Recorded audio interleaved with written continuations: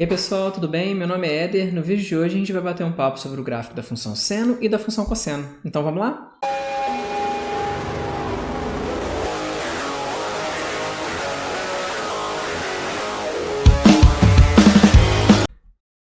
Então pessoal, no vídeo de hoje a gente vai bater um papo sobre o gráfico do cosseno e o gráfico do seno. Além disso, também a gente vai classificar essas duas funções com duas nomenclaturas que são par e ímpar. Daqui a pouco eu explico direitinho o que cada coisa significa, tá bom?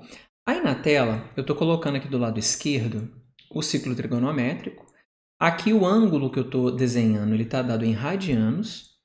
Como eu estou no ciclo trigonométrico, né, nesse caso, a medida desse ângulo em radianos coincide com o comprimento deste arco que está aparecendo aqui.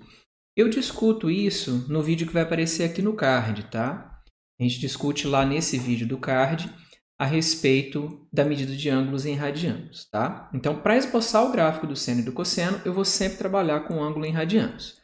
Vale observar o seguinte, né? Aqui eu estou andando no sentido anti-horário, e aí no caso a medida é positiva. Quando eu andar no sentido horário, a medida do ângulo vai ser negativa, tá? Outra coisa que eu quero notar, que eu também discuto lá no vídeo que aparece no card, mas acho que é bom de fazer esse review, é que do lado direito eu estou fazendo corresponder o seguinte, né? Eu estou pegando esse comprimento de arco aqui e estou colocando ele em cima do eixo x. Nota que aqui eu já coloquei, né, o valor do x aqui, né? Esse x aqui vale 0,82, eu estou arredondando com duas casas, que coincide exatamente com esse x que aparece aqui. Então, esse x que aparece aqui é a medida em radianos do ângulo, que coincide com a medida do comprimento do arco, que eu estiquei e coloquei aqui no eixo x, tá? E aí, quando ele for negativo, acontece a mesma coisa. Você pode notar aqui na tela que já está desenhado dessa forma, tá bom? Aí vamos lembrar o seguinte, né? Quando a gente está aqui no ciclo, né? E aí a gente dá um ângulo e faz corresponder um ponto no ciclo trigonométrico, a gente consegue projetar esse ponto que está aparecendo aí, esse ponto P, tanto na direção do eixo Y, né? Como na direção do eixo X. A projeção em cima do eixo x dá para a gente o cosseno, a projeção em cima do eixo y nos dá o seno, tá bom? Aí vamos notar o seguinte, né? Tem algumas observações que elas são muito pertinentes de serem feitas, né? Deixa eu desenhar aqui os segmentos em que a gente faz as projeções, né? Vamos notar o seguinte. Dá uma olhada para esse valor aqui para x, né? Ele está como 0,82. E nota para essa projeção que aparece aqui, né? Vamos olhar primeiro para o cosseno, tá bom? Se eu pego e olho para o ângulo correspondente aqui, só que na parte negativa, vamos notar o seguinte, né? Assim como eu tenho esse ângulo x, eu poderia desenhar também o ângulo menos x, tá bom? Então, aqui eu tenho o ângulo x e aqui eu tenho o menos x correspondente, não interessando onde que eu estou. Aí eu vou observar o seguinte, né? Para eu calcular o cosseno desse ângulo que está em verde, né, que é o menos x, eu vou pegar aqui esse ponto e vou projetar ele no eixo x, né? E aí a gente vai notar o seguinte, quando a gente faz essa projeção, né, desse ponto em relação ao eixo x, eu noto que coincide com a projeção desse ponto P em relação ao eixo x, né? Então, nota o seguinte, esse ângulo que está em vermelho é o x, esse ângulo que está em verde é o menos x, né?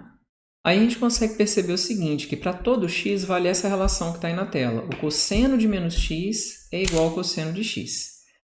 De maneira geral, a gente vai dizer que o cosseno é uma função par. O que eu quero dizer com isso? Vamos mudar de tela aqui para a gente entender o que eu quero dizer com isso.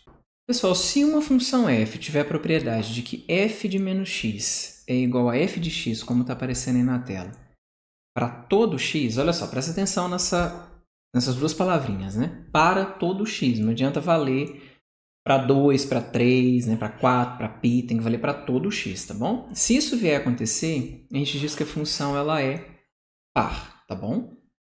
Ou seja, a função cosseno é um exemplo de uma função par.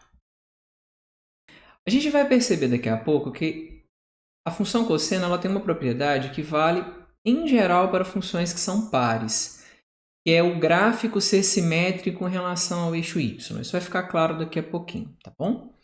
No caso do seno, a gente pode notar o seguinte, né? Se a gente pegar esse ponto que está aqui e projetar ele em relação ao eixo y, a gente vai obter o seno desse ângulo que está em verde. A gente consegue observar o seguinte, né? O seno de x vai dar esse valor aqui, né? O seno de menos x vai dar esse valor.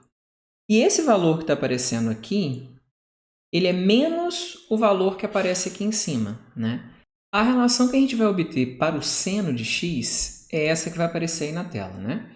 O seno de menos x é igual a menos seno de x, tá? Nesse caso, a gente vai dizer que a função seno é um exemplo de uma função que a gente chama de ímpar, tá? Vamos mudar de tela aqui para a gente definir direitinho o que é uma função ímpar.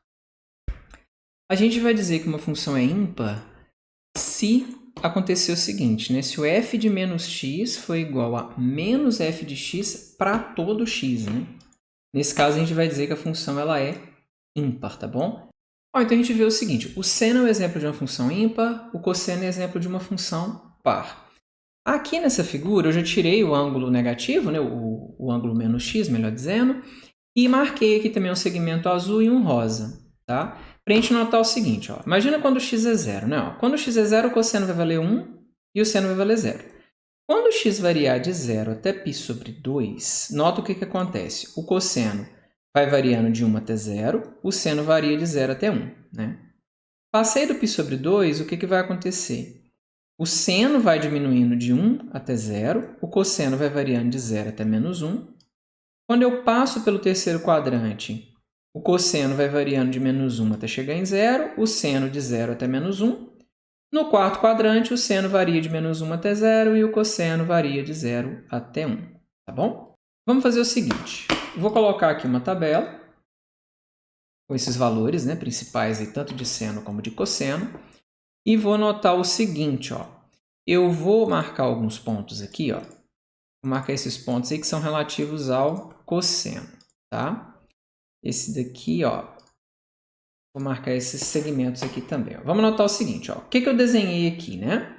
Eu estou desenhando o x e o cosseno correspondente. Né? Então, aqui você tem 0 e 1. Aqui você tem π sobre 2 e 0 e por aí vai. Tá bom? E aí vamos notar o seguinte. Se a gente pega aqui, ó. Se a gente pega aqui, ó. Vamos marcar aqui, deixar esse sujeitinho mais aqui perto do 0, né? E vamos marcar um gráfico aqui, ó. Lembra do que a gente comentou, né? O cosseno, ele vai variar de 1 até 0 quando eu tiver de 0 a π sobre 2. Aí, dá uma olhadinha aqui para a imagem da direita, ó. Olha lá o que vai acontecer, ó. Né? Olha só. Ele vai diminuindo, diminuindo, diminuindo, até chegar no π, quando ele atinge, né, um vale de menos 1. Aí, quando eu passo do π, ele vai subindo, subindo, subindo, subindo, passa pelo 0, sobe de novo e passa pelo 1, tá? Outra coisa que eu vou poder observar é o seguinte, ó. Vamos notar o seguinte. Quando eu pegar aqui, né, e der mais voltas, né, os valores do cosseno vão se repetindo, né?